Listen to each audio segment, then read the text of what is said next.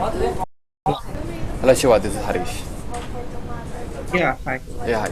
So, Shiva, can you share your synopsis, like your roles and responsibilities in your current and previous projects? Yeah, okay. So currently I'm working for a corporation called Cisco Corporation. It is a marketing and distributing company. So we do marketing on food items and kitchenwares and small wares and all those things. So I'm currently working here as a big data developer.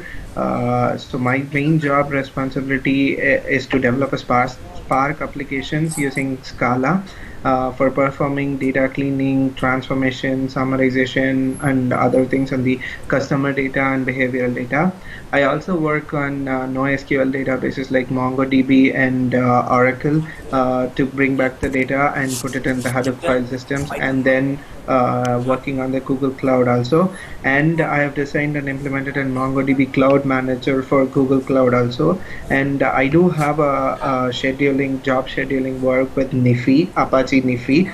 And to talk about Spark, I have worked on Spark SQL and I have worked on data frame API to build Spark applications. So that is my main important job responsibility here at Cisco. Apart from that, even I have worked on live streaming customer data using Kafka for real-time analysis, and even I worked with data science team for building cleaning data transformations like Yuhan transformation or Boxcast transformation and other stuff. And I've also worked with files like regular expression, JSON, and Avro, and all other stuff that's being able to store in a Hadoop file system.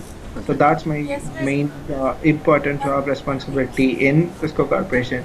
And previously to Cisco Corporation, I worked in a company called E-Trade Financial in Arlington, Virginia. So that company is basically a finance-based company. So I used to build Spark applications for the same tasks again, like data validation, cleaning, transformation, and customer aggregations, and all of the stuff.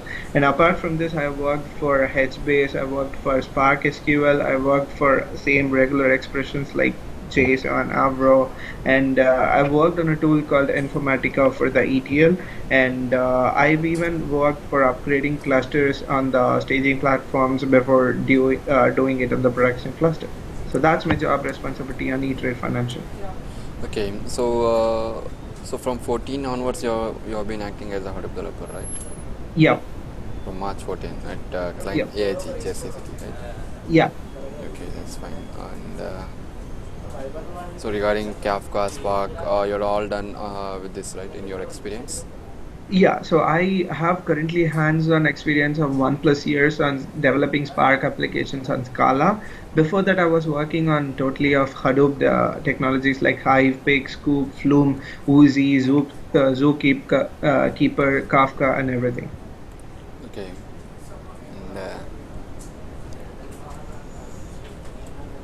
And can you explain something regarding distributed catch files in big data? Yeah, so distributed cache files, we use a file system for data frame API. So we actually built all the data on the cloud, and using the Google Cloud, we process the distributed. So basically, a cache system will be able to retrieve data on the basis of customers aggregation for us in the company. For live streaming data, you can use a cache processing system or something like that, I guess. Okay. So can you explain me like how data node, like what does a data node work and how does a data node work?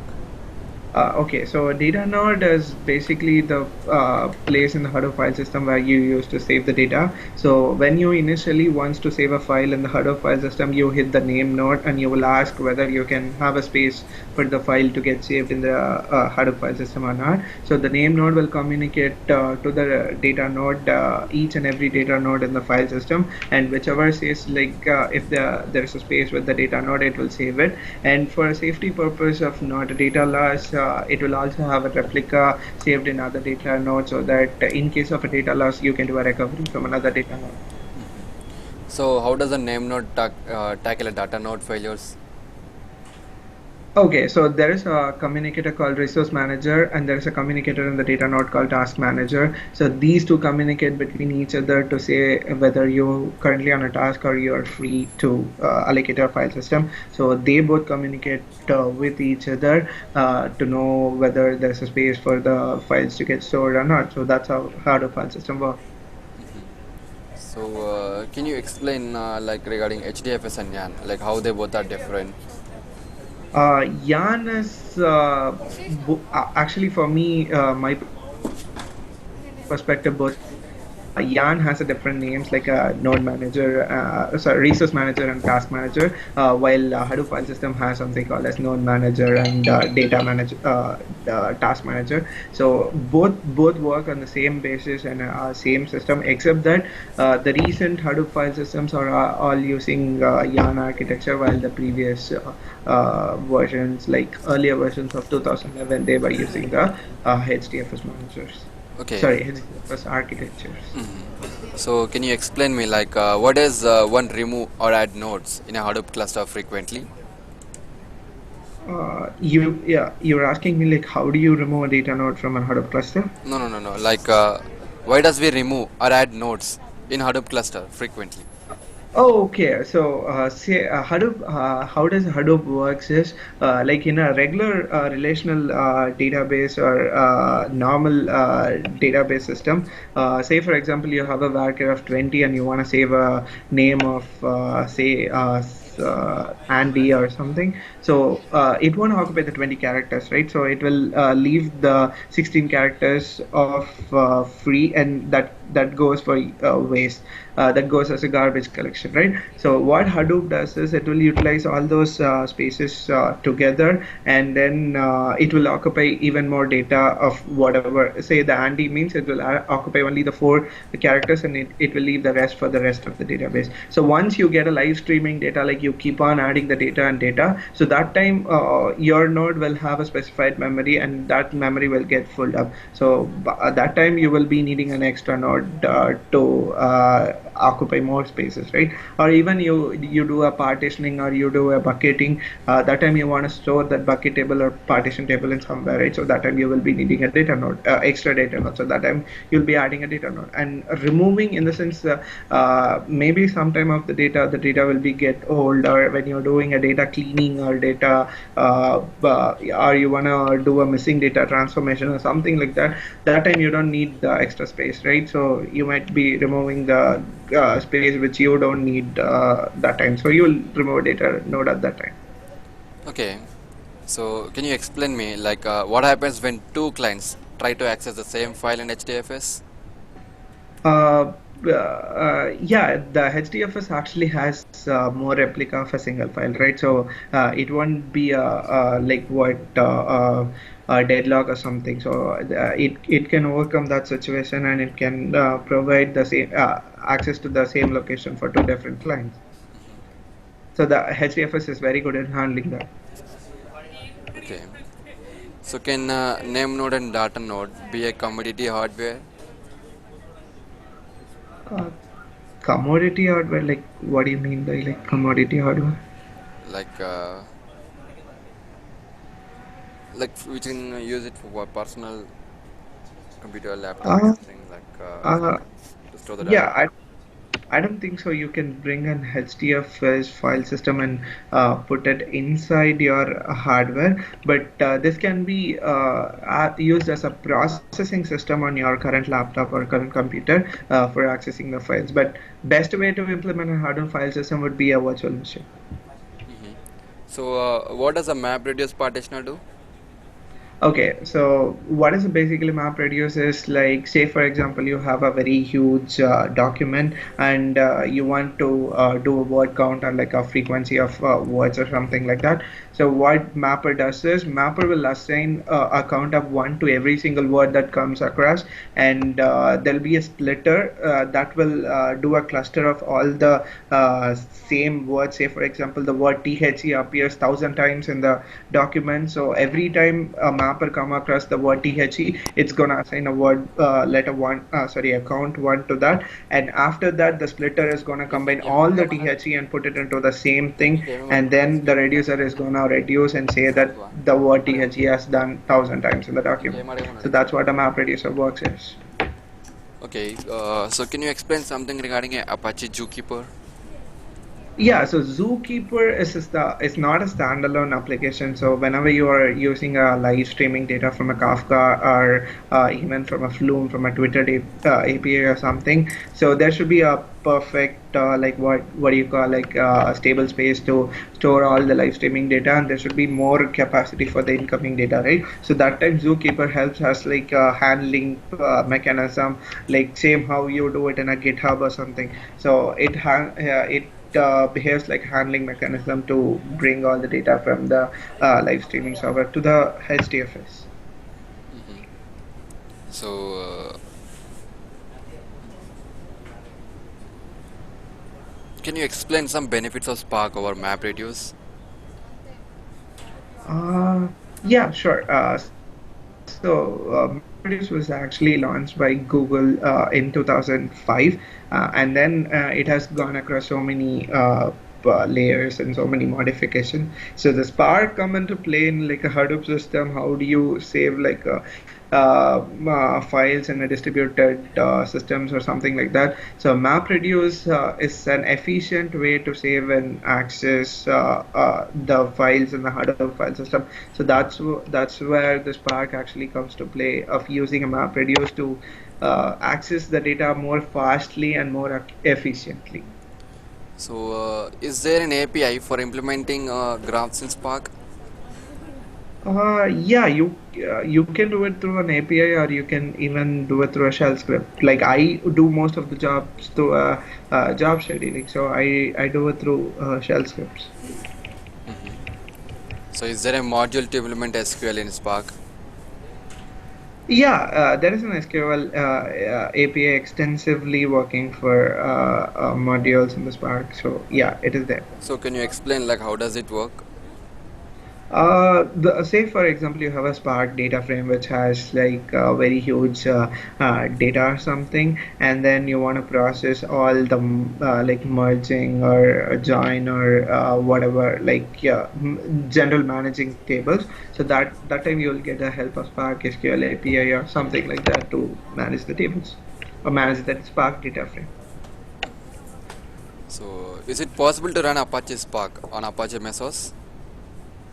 Yeah, sure. Can you explain regarding that? Like, how does it works basically? It's just a cloud server, right? So you can access it from whatever environment you want.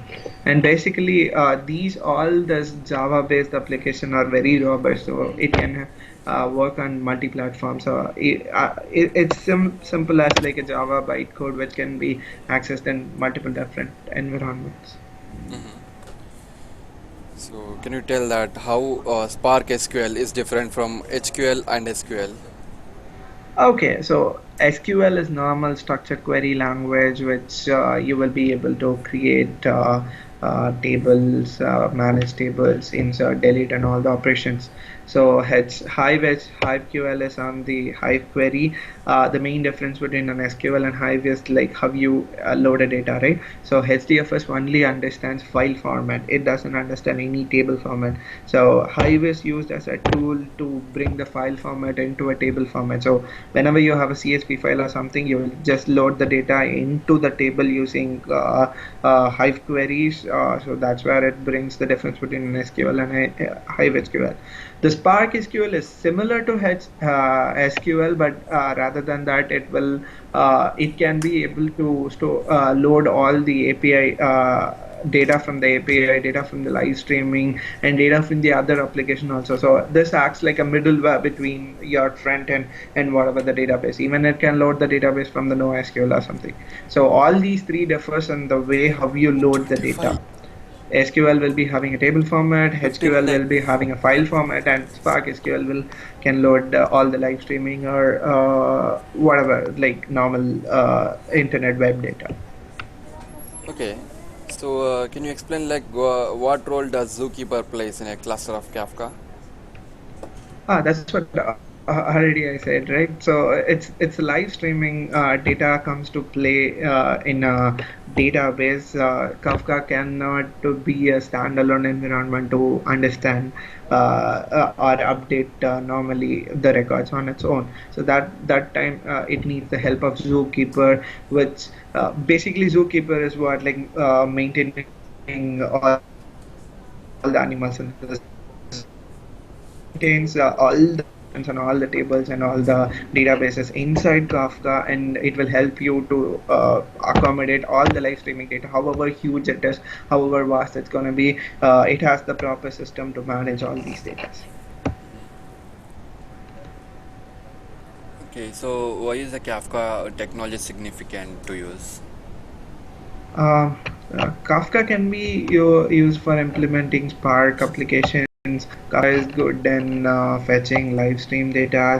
Kafka is good in Spark distribution environment or streaming data ingestion, and Kafka is very good for real-time analysis also. Okay, and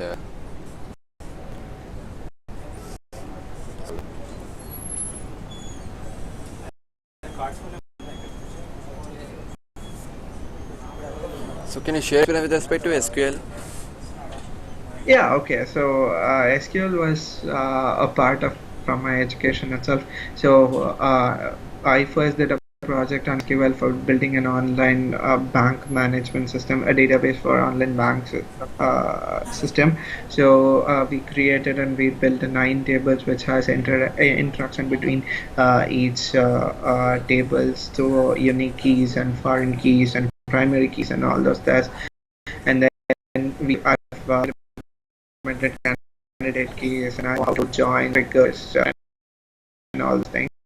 And then moving my Hadoop development projects, I worked on Hive a lot of times. So Hive is my basic tool for implementing SQL queries. So I've dealt with data types. I've dealt with all integers, varchars, and all the data types, and I have done almost all inner join, outer join, left join, everything, like almost everything. Or 5 to 10 minutes?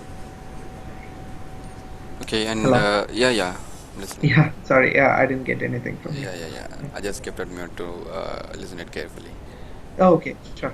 Okay, so can you tell something regarding a denormalization? Okay, so like whenever the data is so normalized or so on a bell curve or something, you will get your accuracy on a prediction like 99% or something like that. And any model which of 99% is not a very good model to go with the prediction. Say for example, you are in a stock market and your model shows you are predicting a 99% accuracy on the previous stocks. That is not going to help you for the next stock. Stocks may vary based on market crisis, right? So that time you have to denormalize the data to at least get a minimum of 70 to 80% accuracy. So that's where the denormalization works.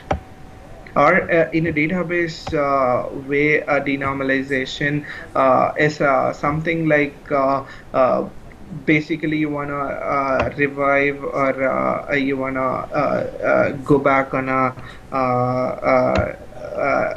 like normalize the data, you do a denormalization. So can you explain some difference between a cluster and non-cluster index? Yeah, sure. So cluster index is basically an ID or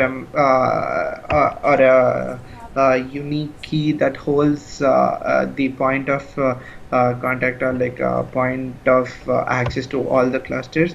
And what was the other one? Cluster index, and what was the Non-cluster other index. one? I'm not sure about non-cluster index because I have not come across, but I can guess it like something which of a normal index which has an access to a data node or something. I'm not sure about that, but yeah, cluster index is what I've worked on. Okay, that's fine. So can you share your experience with respect to Python? Yeah, sure. So as I said, I was doing Pig, right? So I work Pig with Python scripts on the back end. So Pig is nothing but you bringing the Python script to work on the Hadoop file system, right? So Pig is where my Python experience comes with. I have developed user-defined functions for eliminating characters, for doing data cleansing, for doing transformations, and all those things I've done it on Python and running all those Python scripts on Pig. So that's what my work experience and all my projects on Python. Okay, okay, that's fine. And thank you, Shiva Krishna. Thank you for your time. I have written on the Yeah. synopsis. I will send it to the client. Or recruiter will be in touch with you regarding further interview time slots. Okay, sure. Yeah, sounds good. Yeah, thank you. Thank you so much. Bye. Yeah. Thank you.